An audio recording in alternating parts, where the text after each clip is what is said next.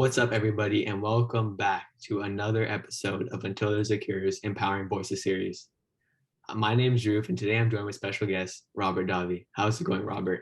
It's going well. We're here in California. Hopefully, the weather keeps nice. Hopefully. Yeah. And then, okay. So I just want to start up from where you grew up in New York. So if you would like to talk a little bit about what it was like growing up. I grew up, was born in Astoria, Queens, New York. A lot of Italians and Greeks back then. Now it's multicultural.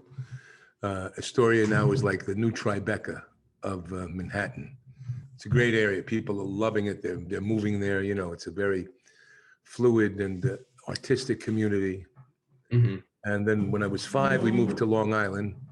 We moved to Dix Hills, went to school there, Half Hollow Hills Elementary School, Candlewood Junior High School, then transferred to St. Cyril and Methodius Catholic School, then went to Seton Hall High School, and then Hofstra University on Long Island on a drama scholarship. So I was, had a great time on Long Island growing up. Yeah. So you kind of like stayed in New York for most of your early life. Yeah, we didn't travel much. Family didn't have money. We took one trip when I was like a year old, I remembered. We drove to Florida with my cousin who was a year older than I was, and my father's sister and her husband, and my mom and dad. They were best friends, and she was my godmother.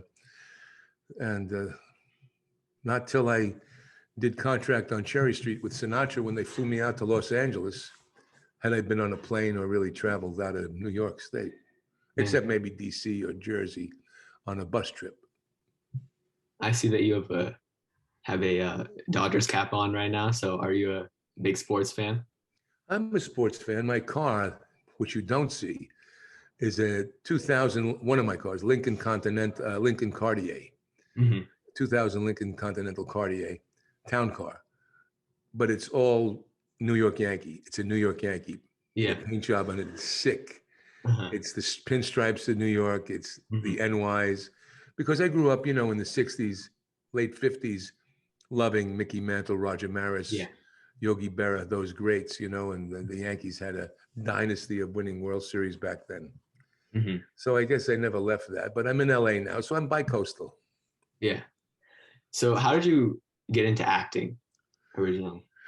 I did my first play in 4th grade at Half Hollow Hills. We did a thing called George Washington Slept Here. It was one of these historical dramas they do for 4th graders to teach them about history and stuff. Yeah. And I played Sam the butler. Obviously, the butler was black, but I didn't play blackface. We just put gray in my hair. And I had that Southern kind of, oh, Missy, don't ever say no such thing. I've been praying to the good Lord all the night. I did that kind of thing. And I remember after the play, a lot of applause. And the teacher, Miss Alexander, walked my parents out to the parking lot of the school. And she says, we encourage you. We want to encourage you. He should be in the arts. Cut to high school. I was winning all awards for acting and singing. New York State, first place solo competition for singing, and first place dramatic interpretation, and then 6th in the nation. And I studied opera and singing and acting, and then went to Hofstra, and then studied in New York with Stella Adler, got into the actor's studio, and wound up doing my first film with Frank Sinatra in 1977. Dang, that's a quick rise to Frank Sinatra for your first movie. First movie, Sinatra, bro, that was sick. Yeah. Because he was such an iconic. Where are you from? Where's your family background? We're from India. Ah, okay. Yeah. So there's the great Indian artists. Now imagine having the Frank Sinatra of India. Yeah. Who your parents grew up with, who you listened to when you were in your mother's stomach, right? Yeah. Now imagine that artist who you revere and you do your first film with him. Yeah, that's crazy. In your 20s, and you go, oh my God, yeah. So it was like amazing. What was that experience like? He was really very, very, Sinatra was very gracious. I remember the first day of shooting, we had already shot some of the stuff. And I played, one of the Sinatra's brothers, these these two Greek brothers that are hitmen. Mhm. But so we're in this truck, and Sinatra comes on the set, and you could feel that electricity palpable of, when anyone who has any legendary status arrives, is that bristling feel. Yeah. And so Sinatra looks up, he sees me in the window of the truck. He goes, "Hey, Robert, I saw those dailies yesterday. You're terrific. It's real stuff in the film." And that was the beginning of our friendship. And then he noticed, very sensitive, that I had scarring on my neck. I had some scars. Mhm. And one day, this is after filming for a while, he goes, "Don't let those things bother you." He says, "They make you who you are." He goes, "You were forceps, baby." I go, "Yeah." He goes, "Me too." Meaning there was a hard pregnancy and they needed forceps to take you out of the womb. Yeah. And he had a big scar. His ear was ripped off and his neck, and he had that. And he said, "Let that." So there was that. And he was just very, very cool. I had gotten fired like 3 months before the film. I got set up and fired from a restaurant I was working in. Mhm. And interesting, I had told this story to one of the actors. I said, "Could you believe 3 months ago I was working in this restaurant and they like fired me? They set me up to fire me for no reason at all." And I told this to the actor Harry Guardino, who did Dirty Harry's with the Clint Eastwood and stuff. And he goes, "Oh, wow." So a couple of months later into filming, Harry knocks on my trailer door and he goes, "Hey, come on. The old man wants to have dinner with us." We get in the car, and a couple of guys are in the car. Limousine. We're driving uptown. Car, he makes a U-turn and stops right in front of the restaurant I was fired from months earlier. And I look at Harry Guardino. I look at Frank. I look back at Frank, and Frank smiles. He goes, "Come on, let's go have something to eat." Now, the same people that fired me were there, and they kind of they lost their lunch when they saw me walk in with Sinatra and another guy that was there that ran all the hotels for New York City. Very Mhm. powerful person. So that was kind of, he was sensitive, smart, funny. And yeah, if you were his friend, you were his friend. That must have been an amazing moment to going back to that restaurant where they fired you and kind of being like, "Look where I am now." With Frank Sinatra.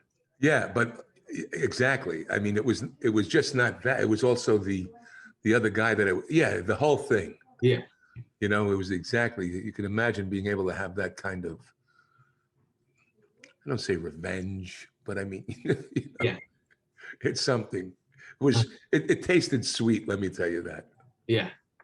And you've been a part of many, many movies. So which one would you say was your favorite to be a part of? Part of me is in all of them. Yeah.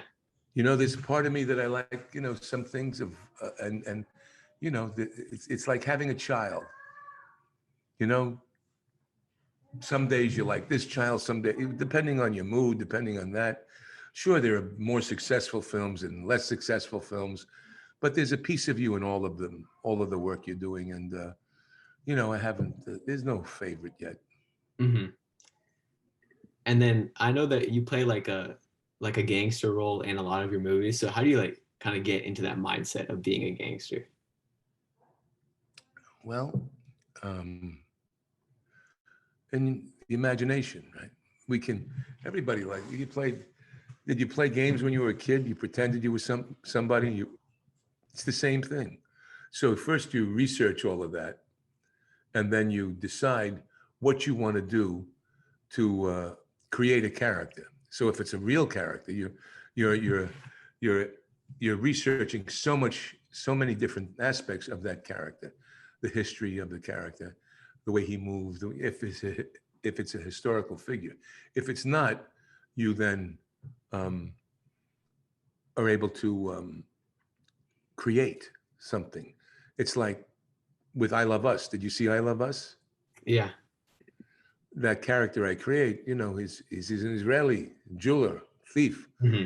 So there I start with the accent, the flavor of the guy. That you inhibit different behavior of a character.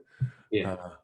And that helps you if the music, if you're creating that. So it's all It's a building. You're building the character in your imagination, using all the tools you can from the history, the social structure. Now, the toughness, because you said gangster. Yeah. You know, who's to say you could play a gangster? Yeah. Right? It's all just about like the mindset. Yeah, I mean, and it's the action of the place. Like if I said to you, do me a favor, punch your fist right now into your hand. Okay? Now, do it again. Again, one more time, into camera. Yeah, I mean this way, so I can see it higher. All right, so that's just doing that. Now doing it with the attitude of frustration. You know what I mean? But you get that frustration, get that of hatred. Mm-hmm. So it's where the emotions are running. You know what I mean? I mean you can't be afraid to express those parts of you. You've gotten angry, haven't you? Yeah. At who? Who do you get angry at? So many people. I would say my parents a lot. Okay, what do you get angry at them for? For I guess yelling at me for no reason. And what is a no reason to you? No reason is because I don't feel like I did anything wrong. And what do they think you did? They probably like they're like, oh, why did you punch your brother? But I didn't punch him. So it's just, I'm like, yeah, it's kind of just like minor stuff like that. All right. Well, anyway, look, you have a certain kind of. For me, I've always had you can, when you're working out, you can throw something around, you can get that aggressive attitude. You know what I mean? Otherwise, I don't know. Just it's there is no mindset as much as there is just life. Mm-hmm. Maybe now it's like a fighter. It's in me. Yeah. And having a very sweet face like I do, so if I say to somebody, get out of here right now, you understand? Beat it. You know what I mean? Yeah. It carries a little gravity. Mm-hmm. Like if you said, get out of here now, beat it. Go ahead, say it. Get out of here now. Beat it. You know what I mean? Yeah. Get out of here now. Beat it. Yeah. Get out of here, kid. You know what I mean? So there's just the weight. Now, when I was your age, I didn't have that gravity either. You can't at youth. You know what I mean? So you're playing, because what are you, 19? I'm 17. 17. You're a young kid, God Yeah. bless you. Yeah, so at 17, Yeah. but you research it, you develop it, you get tough. Mm-hmm. I feel like it's just like taking anger that you feel from somewhere else and kind of like putting it into the role. Yeah. Yeah. Anger or whatever it is. It doesn't Oh, have yeah. to be anger. It could be Yeah. indignant. You could be indignant. Mm-hmm. It could be something that gets you offended. It's justification of what you're doing, whether it's, have you ever killed a fly or an ant? Yeah. A bug, a spider Uh-huh. that annoyed you? Yeah. Well, that's what that is. Only this guy's got a gun and he's shooting somebody. But to them, they're dehumanizing them into an insect. Yeah. And that the camera picks that up and people, wow, how cold-blooded he is. Mm-hmm. And who's to say how you do it? Some people do it with a smile, some people, you know what I mean? Out of anger, out of frustration, out of many different psychosis. Mm-hmm. And then your movie that's coming out on Friday, I Love Us. Yes. So if you'd like to talk a little bit about like what it's about and what it kind of means to you. Yes, I Love Us is Danny A. directed it, and he's acting in it. He's a good friend of mine. We've done several films together, and it's a family crime drama. It's kind of a beautiful mixture of this of heart and suspense, and it takes place. He plays a criminal who's my son. I play Harvey Silverman or Silver, and he's Sammy Silver, and I'm a jeweler, but I have underworld connections.